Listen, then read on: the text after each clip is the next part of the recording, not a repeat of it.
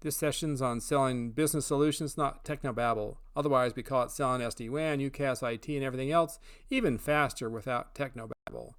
Part of this process is a class we teach called Enterprise Sales Upmarket, Upmargin, and Acceleration at IT Expo, designed to reduce the sales cycle, increase competitive edge, reduce staff turmoil and turnover, produce higher margins, provide improved sales leadership, designed for small, medium, major, and channel and other markets, as well as different technologies. The focus of this presentation is talking about customer collaboration, which provides the means for lead generation, customer engagement, customer support, customer feedback, all three key elements to the customer lifecycle.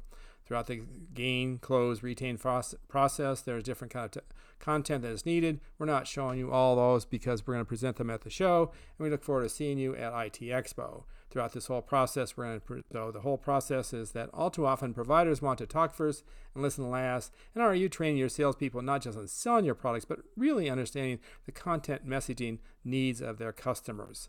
Thank you again, and we look forward to seeing you at IT Expo, and let us show you how good you really can be.